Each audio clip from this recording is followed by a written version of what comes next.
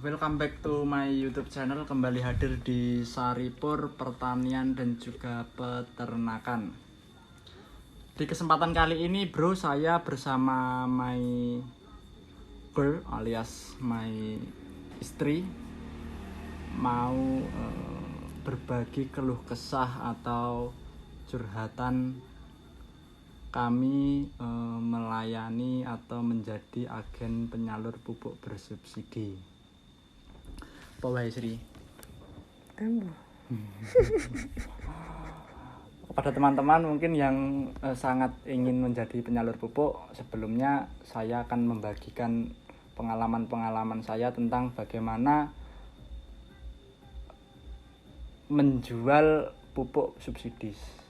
Yang perlu digarisbawahi yaitu sebenarnya penyalur pupuk bersubsidi itu program yang sangat mulia dari pemerintah khususnya di Republik ini untuk memanage harga pupuk jauh di bawah harga standar untuk para petani.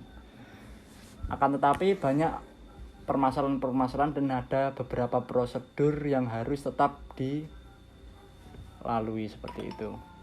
Kalau untuk harga yang tidak subsidi sendiri itu sangat mahal, karena kalau untuk harga yang tidak bersubsidi itu per saknya 50 kilo itu hampir 300.000, sekitar 260-an ribu itu yang urea. Lah kalau disubsidi sama pemerintah itu harga ke petani hanya Rp90.000. Jadi kita hemat 260 kurangi, hemat sekitar 170.000 per sak. Tapi itu tadi harus ada prosedur atau langkah-langkah yang harus dipatuhi terlebih dahulu. Sebelumnya tujuan sasaran yang mendapatkan pupuk bersubsidi itu yaitu petani-petani yang mungkin menengah ke bawah. Jadi untuk petani-petani yang punya lahan yang besar-besar, kalau tidak salah itu sekitar 2 hektar ke atas, itu tidak mendapat pupuk bersubsidi seperti itu, karena tujuannya untuk lebih tepat kepada petani-petani yang yaitu tadi menengah ke bawah. Kalau kendalanya tersendiri, pertama apa mah? Yang pertama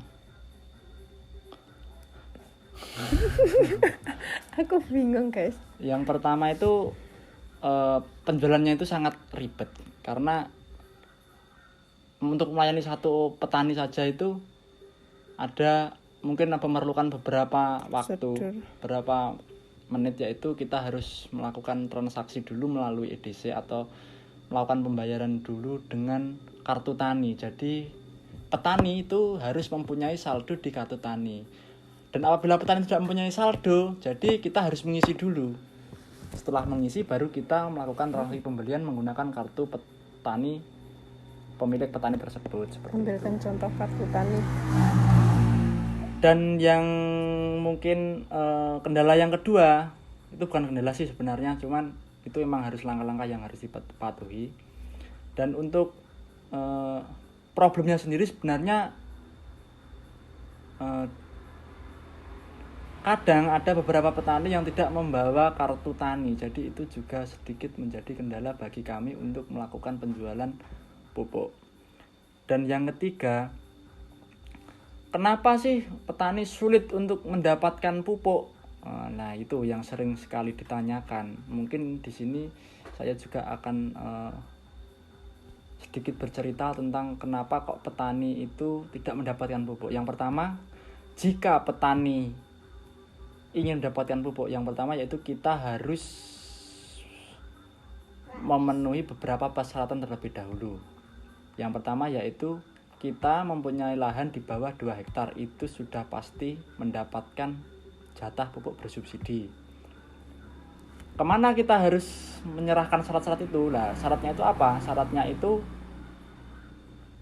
pipil pajak, kalau bahasanya itu surat perpajakan sawah atau lahan yang kita miliki, itu harus kita serahkan, dan juga fotokopi KTP harus kita serahkan kepada pihak PPL ataupun mungkin melalui KPL seperti kami, itu nanti bisa dibantu disalurkan ke atasan seperti itu. Dan mungkin itu mendapatkannya hanya untuk di tahun berikutnya. Ketika baru menyetorkan itu belum bisa mendapatkan, karena kami dari PPL itu juga sudah dibatasi untuk penyaluran pupuknya itu sendiri. Ya ada anakku guys, dibatasi seperti itu. Dan kebanyakan petani itu takut untuk menyerahkan atau menyetorkan untuk menyerahkan pipil yang lahannya itu mungkin agak luas, sekitar 1 hektar 1,5 hektar itu takutnya terkena pajak. Jadi itulah menjadi kendala. Jadi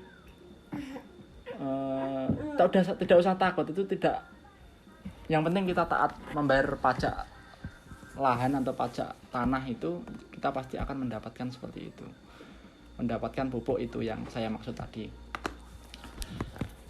Mamangku ribet ya. Mohon maaf kalau bahasa saya itu berbelit-belit, karena ya seperti ini gaya bicara saya.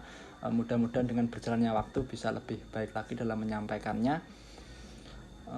Apalagi Beb? Ya seperti podcast ya. Dan yang kedua sebenarnya itu setiap KPL itu sudah mendapat plot atau wilayah masing-masing. Misalkan saya itu mendapat satu wilayah, yaitu skopnya itu satu desa, satu kelurahan. Kelurahan itu terdiri dari beberapa kelompok tani. Kalau saya itu ada 4 kelompok tani. Jadi seperti itu. Jadi saya harus bisa menjual itu hanya wilayah saya. Misalkan saya penyalur pupuk bersubsidi wilayah A, jadi saya harus menjual ke wilayah A itu saja. Saya tidak boleh menjual ke wilayah yang lainnya. Dan kendalanya menjadi kios, yaitu menjadi hama sasaran. Bukan hama sasaran, seperti headshot para petani-petani yang di luar wilayah A tadi. Ketika di toko kami itu ada pupuk bersubsidi, ada petani dari wilayah lain mau membeli, kami tidak bisa memberikannya, terjadi kesalahpahaman antara kami dan pembeli. Itu juga menjadi kendala kami sebenarnya. Akan tapi jika kami memberikannya, itu nanti kami yang kena denda ataupun kena hukum, karena sebelum kami mendapatkan izin itu kami sudah menandatangani perjanjian-perjanjian dan peraturan-peraturan yang sudah ditetapkan oleh pemerintah.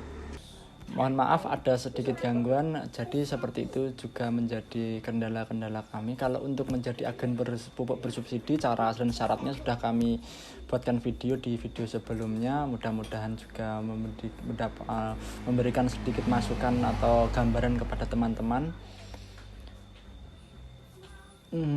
Dan yang paling penting itu sebenarnya kita harus benar-benar taat atau benar-benar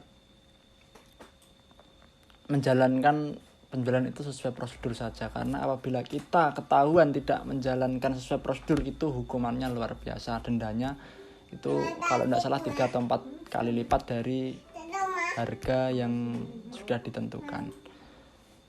Dan kepada teman-teman, jangan lupa like, share, and subscribe channel Saripur Pertanian dan juga Peternakan. Mudah-mudahan sedikit memberi gambaran, memberikan sedikit berbagi pengalaman kepada teman-teman yang ingin mendapatkan, atau mungkin teman-teman yang tidak mendapatkan pupuk dan bertanya-tanya kenapa pupuk bersubsidi sangat susah.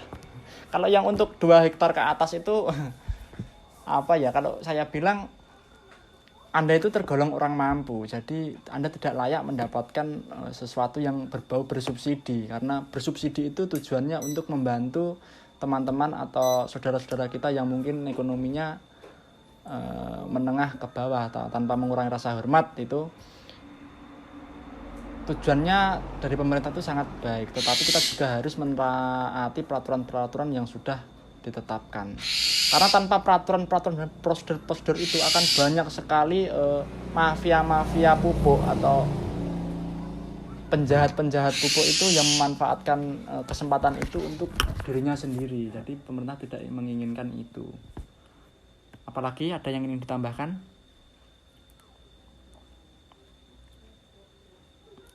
Cukup. Masalah laporan, gimana kalau masalah laporan? ribet atau tidak. Oh ya, mungkin masih malu-malu kucing istriku.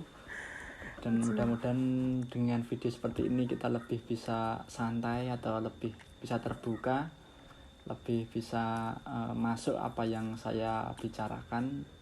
Dan tentunya harapan kami bisa diterima dengan baik dan positif oleh saudara-saudara semuanya. Akhir kata, wassalamualaikum warahmatullahi wabarakatuh. Salam petani Indonesia sejahtera.